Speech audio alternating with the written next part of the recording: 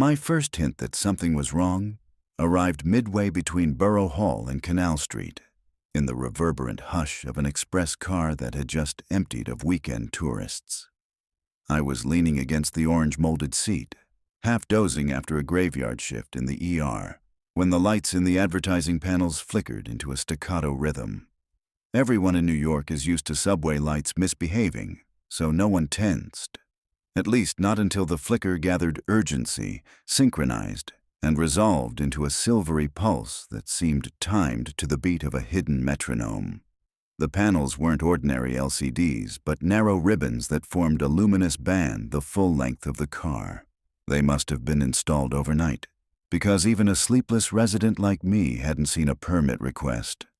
The pulse tightened, 3 quick flashes followed by silence, then 3 again, like Morse code. I felt an involuntary tug behind my eyelids, the same reflex that jerks your body in sync with strobe lights at a club. My eyes closed, opened, closed, opened, and each blink landed perfectly between the flashes, as though my nervous system had been drafted into a conspiracy. Across the aisle, a teenage girl wearing chunky headphones mouthed the words to whatever she was listening to. A suited man who'd likely left Wall Street early leafed through a newspaper with annoying calm. Both blinked in the same cadence. The whole car fluttered like a colony of mechanical moths. Then an image settled in the panels.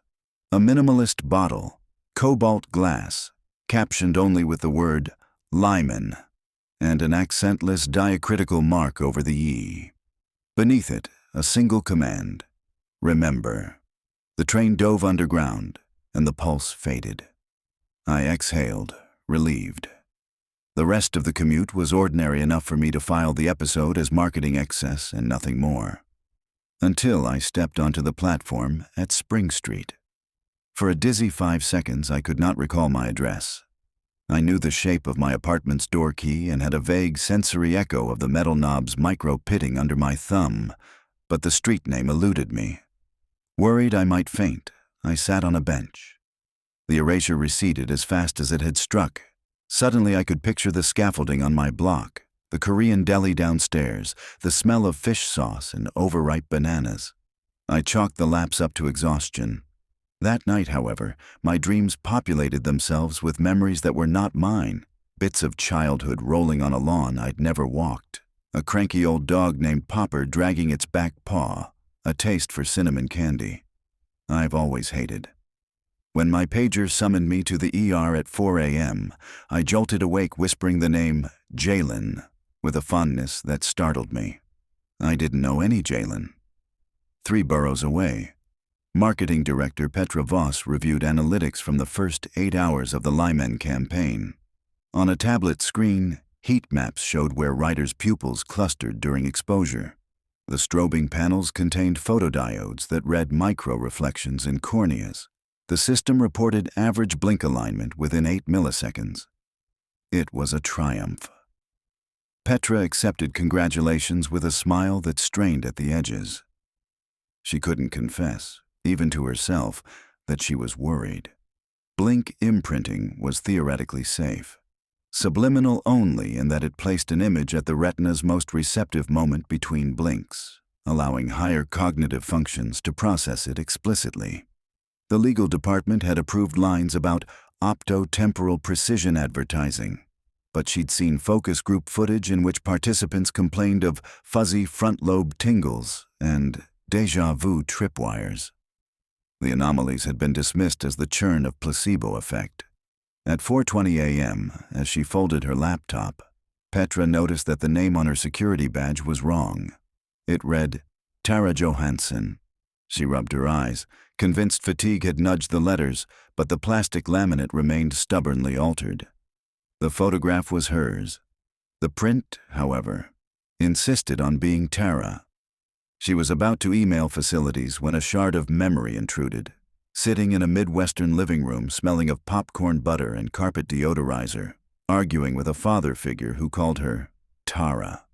The fragments belonged to no chapter of Petra's biography. She powered down the office lights and fled to the street, badge hidden in her bag. At 9 a.m., I returned to the subway for my post-shift ride home. Lyman's bands glittered again, precisely 3 flashes on, 3 off. A new tagline scrolled, "Your life refined." Around me, riders blinked obediently. My heart hammered.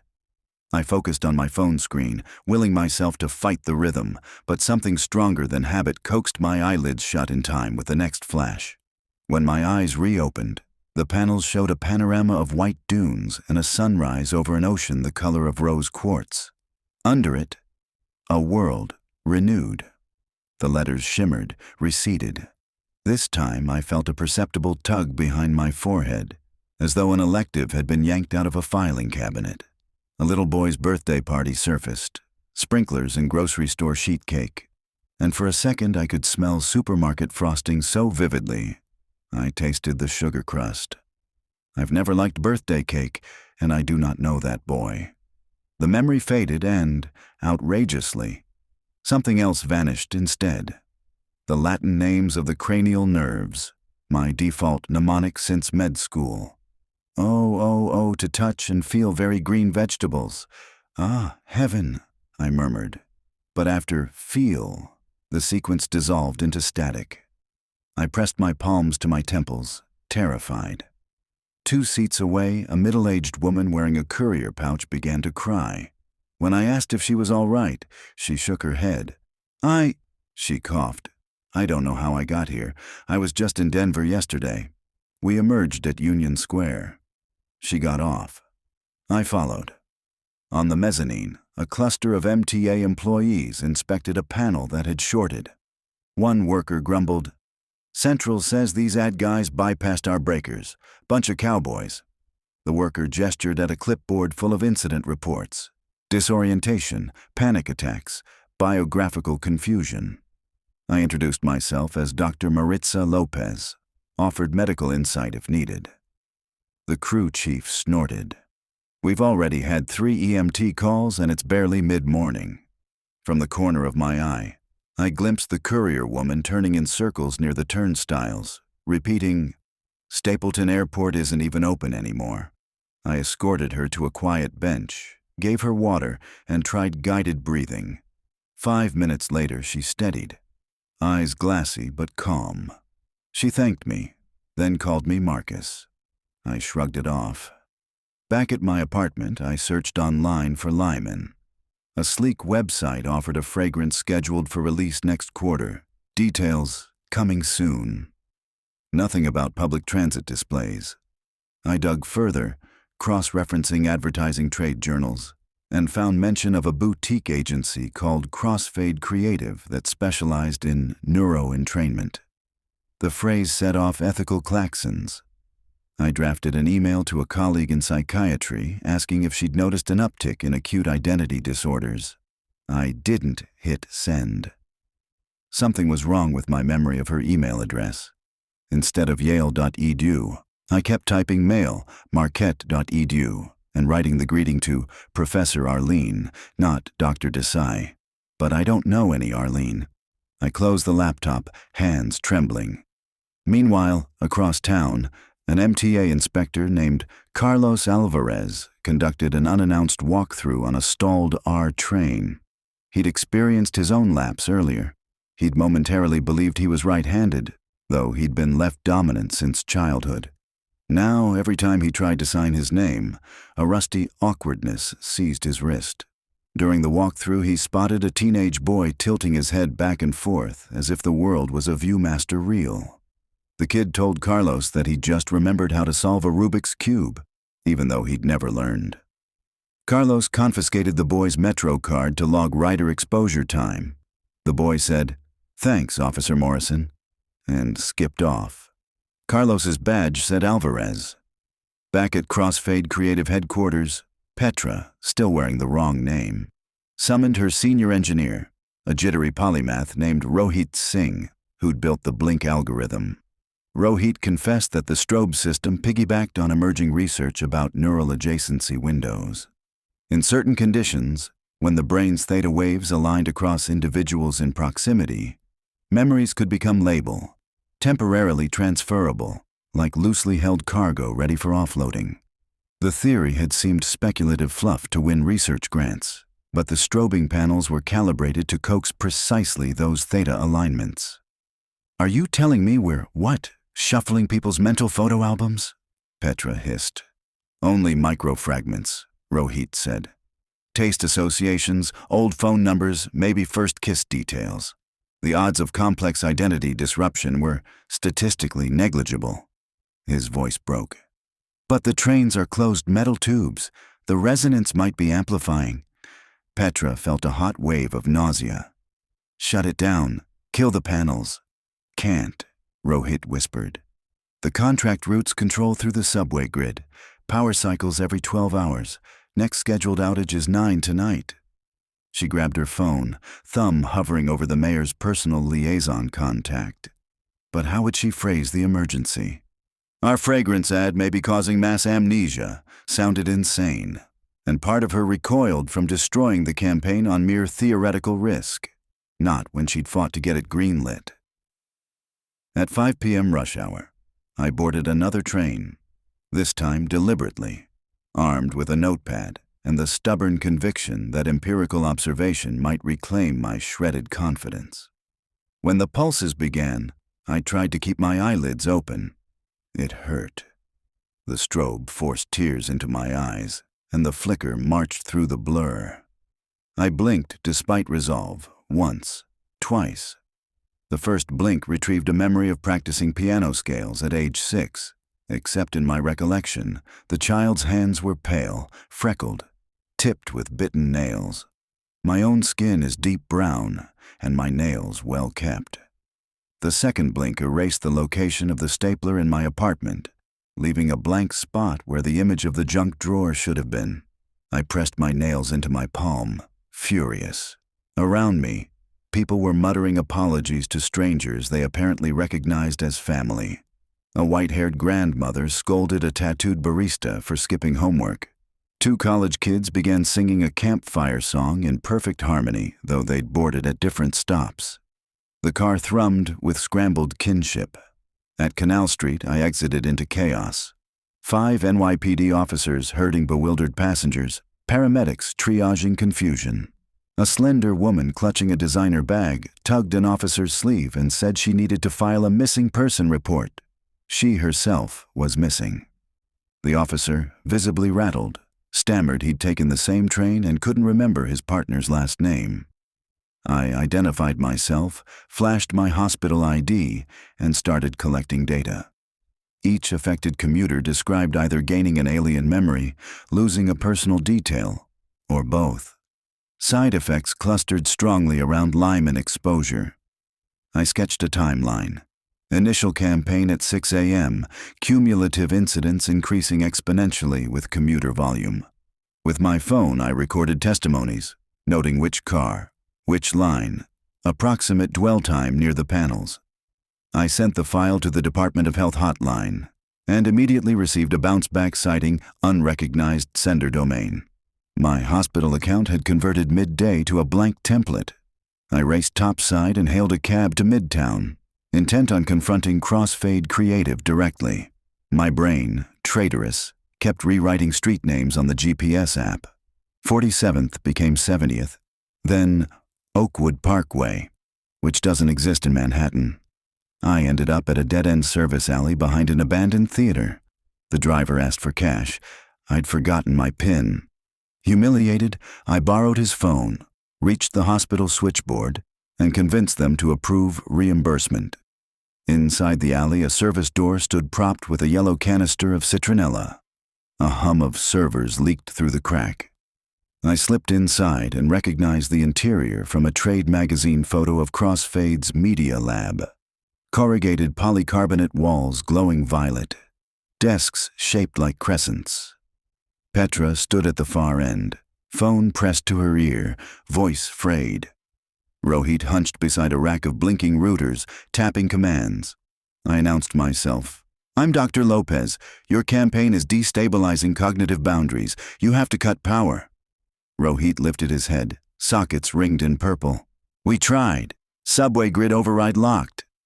Petra ended her call, eyed me. "Doctor, can you prove causal linkage?" Qualitative avalanche, I said. Quantitative metrics will follow if you get us on site tonight. Every hour multiplies risk. Rohit gestured at a real-time map showing overlapping colored halos across lines. Interference nodes appear where passenger density peaks. Imagine 1,000 open-source Wi-Fi networks bleeding into each other. A sudden insight struck me. If memories were transferring through synchronized theta windows, then densest clusters might reach a tipping point where the exchanges rerouted back to origin, like packets seeking the shortest path. A population-wide loop of identity. "Where's the master transponder?" I asked. Rohit pointed to a crate labeled Lyman Core. "But it's not local. It rides the power bus like a stowaway." "Then we piggyback too," I said. "Send a jamming signal." Petra's expression softened into cautious hope. "Medical jamming?" "Neurological desync. Instead of aligning blinks, randomize them." Rohit brightened. "We can phase shift the strobes into pink noise, chaotic dispersion. Brains can't lock on." We worked feverishly. Rohit coded a patch while I composed an emergency broadcast for the MTA operations manager, typed with fingers that kept forgetting home row placement. Petra leveraged her PR Rolodex, persuading a transit executive that testing alternate creative would enhance brand engagement. The ruse bought us 6 minutes of systems access. At 8:54 p.m., minutes before the grid's scheduled cycle, Rohit deployed the patch. The panels across the network dissolved into swirling, arrhythmic sparkles. On the monitors, we watched pupil tracking stats drop. Blink alignment fell from 92% to under 2%. Noise flooded the interface. Passenger density halos faded, scattered. I exhaled, but the relief was short. The core status light stayed green. "It's still transmitting," Rohit said. "Failsafe channel." Petra swore. "Hardwired to the line voltage." I sprinted to the crate, wrenched off the lid. Inside, a polished cylinder thrummed. "How long to pull its feed?" "Too long," Rohit said. "We'd need the station breaker." I considered the options. The subway grid's last manual substation sat under Delancey Street, an ancient vault, rumored derelict, but still tied to legacy circuits. If we could trip it, we'd black out the line for 12 blocks, enough to fry the fail-safe through power sag. Petra balked. "A blackout at Friday Rush? We'll be liable for everything from stalled elevators to crashed ventilators." I looked at Rohit. He looked at me. We both knew the alternative. Minds unweaving parody bits until no one recalled whose heart belonged to whom. I thought of the courier woman in Denver's ghost airport. I thought of my Latin mnemonic dissolving, of a city muttering apologies to strangers. "Time is tissue," I said, reciting the stroke team mantra. "Cut the power." Rohit grabbed a backpack of tools. I texted Carlos Alvarez, whose number I'd taken earlier, and asked for substation access. He replied with a thumb-up emoji followed by, "Your name is Henry, yes?" Close enough. We reached Delancey just before 9. The entrance to the old control vault was locked behind a wheezing gate. Carlos met us carrying bolt cutters. His badge still said Alvarez. His eyes held a storm of names fighting for dominance. "Let's hurry," he said with the wrong accent. Appalachian twang overlaying Queens. We descended iron rungs slick with condensation. Inside the vault, antique switches loomed like cathedral columns. Rohit traced feeder lines, muttering decimals. We located the panel marked Advertising Auxiliary. Good omen. He readied a grounding cable. "On 3, he said. 1, 2. The lights cut themselves on 2, casting us into ink. Somewhere above, the automated grid had reached its 12-hour cycle and rebooted. The failsafe would ride the surge, rewriting our patch in seconds. I fumbled for my phone torch. "Throw the breaker anyway." Sparks flew as Rohit slammed the bar down. A subsonic whump vibrated through our ribs. Darkness thickened, then a hush quiet enough to hear the drip of mineral water. In that hush, I felt an eerie settling inside my skull, like files reshelving. My father's laugh returned, unmistakable. The taste of cinnamon candies receded to the wings. I repeated the cranial nerve mnemonic. This time it spilled out whole. Across the vault, Carlos murmured, "Carlos Miguel Alvarez," as if meeting himself anew. When we climbed back to the street, the Lower East Side lay in blackout, but only for half a block. The rest of the grid held. Traffic signals blinked amber. People leaned out of bodegas, phones raised. Their chatter sounded normal, frantic but coherent. At 10:17, MTA public address speakers crackled, announcing service suspension due to unexpected signal maintenance. Petra's phone pinged. Social media buzz about trippy subway ad was plummeting, replaced by complaints of blank screens. She laughed, a brittle but genuine sound. Over the next week, hospitals noted a surge in patients reporting temporary autobiographical anomalies. Most cleared within 48 hours. Professor Desai, whose email I remembered precisely, helped draft a citywide advisory framing the incidents as short-term cognitive fatigue. Lawyers arranged quiet settlements. The Lyman fragrance would still launch, but with static newspaper copy and no strobe. I kept one relic, a strip of the advertising band, salvaged during blackout. At night I've studied its circuitry, wondering what threshold had almost toppled the taxonomy of self. Neuroscience long claimed memories were housed, not traded. Individuality was sovereign, not fungible. But in that sealed train car, sovereignty had proven negotiable, subject to the rhythms of biology and commerce. Sometimes when I'm overtired, a whiff of cinnamon returns. I let it float, unclaimed. Maybe it's a souvenir, or maybe a warning. Identity is a braid, and every braid has loose strands. All it takes is a flash timed to a blink, and the strands unspool, seeking new weave. The city continues, rumbling, restless. Commuters still stare at screens, fight over seats, rewrite their days in the gaps between stations. And every time the train lights flicker for ordinary electrical reasons, a hush spreads through the car, a collective tightening behind the eyelids, as if we all remember, each in our own minds, yet also in each other's, that what we see and what we keep is never entirely ours alone.